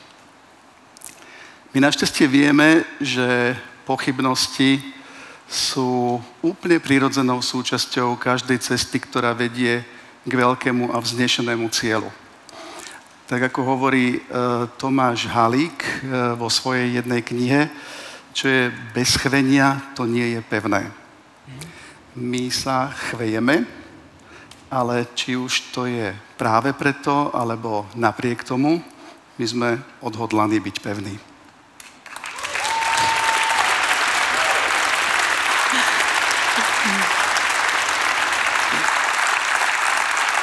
Michal, ja ďakujem za tvoje krásne slova.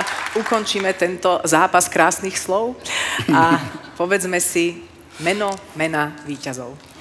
Takže, dámy a páni, hlavnú cenu v kategórii divadlo získava Alexander Bárta, Ľuboš Kostelný, Robert Brod a Richard Stanke.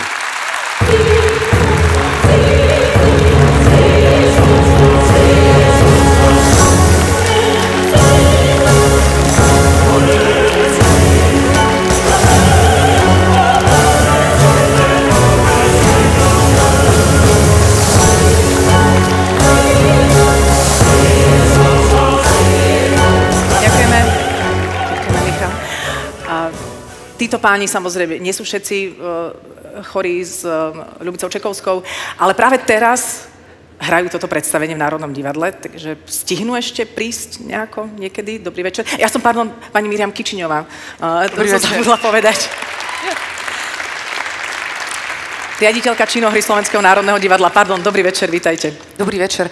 Ja sa dívam, lebo mohli by to stihnúť. Richard sa zastrajal, že on by tu už chcel byť o 8:00.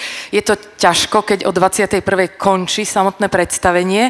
Takže ma to upokojilo z toho riaditeľského hľadiska. Nič sa na predstavení zjavne nestalo a asi sa odohralo. Takže páni sú tam, ale sú na ceste tu. Takže po tomto celom sa s nimi stretnete a odovzdám im to. Máte od nich, áno, tak neviem, ešte. Máte od nich nejaké posolstvo, ktoré by ste mali tlmočiť? Nemám od nich posolstvo, ale nejaké skúsim zrekonštruovať z toho času, ktorý sme zažili pri tvorbe tejto inscenácie, lebo je to vlastne takto pred rokom sme začali, aj neveriac trochu, že začneme, čakajúc na text, či to príde, alebo nepríde, nie, že by teda Vilikovský nemal napísanú tú knihu, však áno, to všetci vieme, že už bola na svete, lebo to bol taký vnútorne dramatický čas, ale potom veľmi vzácny, keď sme boli spolu, lebo to pán Pažízek, Dušan David Pažízek, režisér, tak označil a nám to tak ostalo a možno je to pre tento čas, ktorý tu všetci žijeme, dobré označenie. Táto inscenácia, tá tvorba pre nás bola taká kolektívna terapia. Tou literatúrou, tou spoluprácou, tým vzácnym stretnutím ľudí, ktorí sa niektorí nepoznali, niektorí spolu dlho nespolupracovali a ukázalo sa, aké je to hodnotné a pozitívne, keď si to vieme dopriať. Takže želala by som akože celej našej kultúrnej obci dosť takejto terapie cez toto kvalitné umenie a preto ďakujem aj nadácii Tatrabanky a celej porote, že sú ochotní podporovať to, aby sme sa mohli cez to umenie vyslovovať, prejavovať a vlastne aj tak trochu upokojovať a pomáhali si kráčať. Toľko. To ste veľmi pekne naformovali, toto posolstvo. Ďakujeme veľmi pekne. Ďakujem a pekný večer. Miriam Kičiňová, šéfka činohry Slovenského národného divadla. Pre nás, divákov, ostáva už len dúfať, že sa budú dať aj zohnať lístky. Stále vypredané. Ale nádej je tiež jedným z hesiel dnešného večera. A ja len ešte pripomeniem, keď sme spomínali, že ocenení môžu získať cenu nadácie Tatra banky niekoľkokrát za svoj život, tak to sa stalo práve v tomto prípade, pretože Alexander Barta ju získa druhý raz. Ľuboš Kostelný už v roku 2021 bol ocenený cenou Mladý tvorca, Robert Drott takisto druhýkrát a Richard Stanke sa asi preto hrnul už na 8, lebo prvý raz by získal túto cenu. Takže je to veľmi pekná bilancia aj pre týchto 4 hercov, s ktorými sa verím, že dnes ešte večer stretneme niekde na Raute, ktorý sa už inak blíži. Raut je už posledná kategória, ktorá sa bude diať dnešný večer, ale predtým ešte dovolte, aby sme sa tu vlastne všetci stretli, všetci laureáti. Ja by som možno len predtým dala nejaké záverečné slova, ktoré tiež už ani neviem naformulovať, lebo tu zaznelo toľko dôležitého a toľko pekného. Takže ja sa vám len chcem poďakovať za to, že ste sem prišli a že tak ako povedala Madame Gibová, že tu bola pekná energia a že tu bolo cítiť také dobro, tak ja sa s tým absolútne stotožňujem. Toto nie je každý rok len veľmi krásny a veľmi dojemný večer v mnohých úrovniach, ale mimoriadne dôležitý večer. Ak nie, pomaly jeden z najdôležitejších. Takže som rada, že sme tu opäť takto mohli byť. A teraz vás poprosím, aby ste ten potlesk, ktorý patrí dnešným laureátom, im ho venovali, pretože ich pozývam všetkých na pódium pre jednu spoločnú fotografiu. Poďte prosím, mladí tvorcovia, hlavní ocenení, na pódium.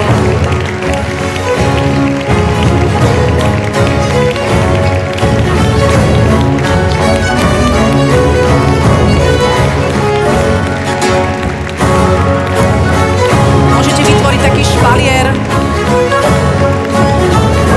Môžeme sa najprv prezentovať v tejto strane prípadne.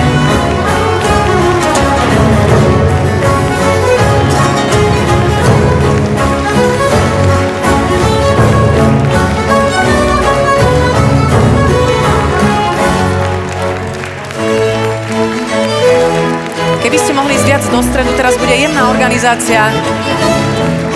Dáme jednu fotografiu z tejto strany, prepáčte, a hneď vám pripomenie tvorcov aj tejto strane obecenstva.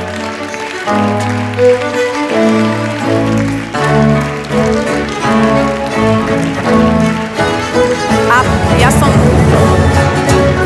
Prepáčte, neboli sme kompletní. Nie. Ako sa nám mohlo toto stať, dámy a páni, čakáme na pána Sušienku.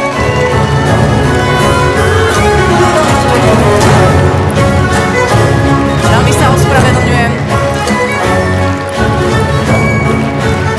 Tak, a až teraz môžeme urobiť fotografiu.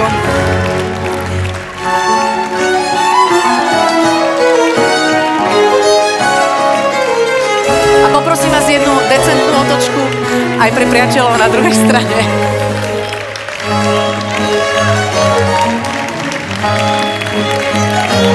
Milí hostia, toto sú laureáti cien nadácie Tatra banky za umenie 29.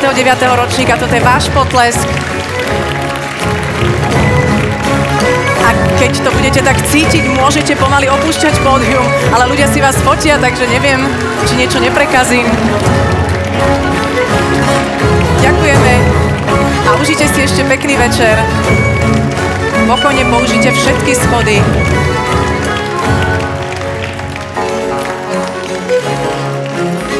Už tu vznikajú aj prvé rozhovory, presne o tom má už byť večer. A ja vlastne nemám čo už viac povedať, takže môžem sa rovno aj ja z tohto pódia, ktorého som sa tu dnes nakráčala dosť, upratať. Ďakujeme vám, milí hostia, ďakujeme vám, milí hostia, a želám vám ešte krásny večer. Dovidenia.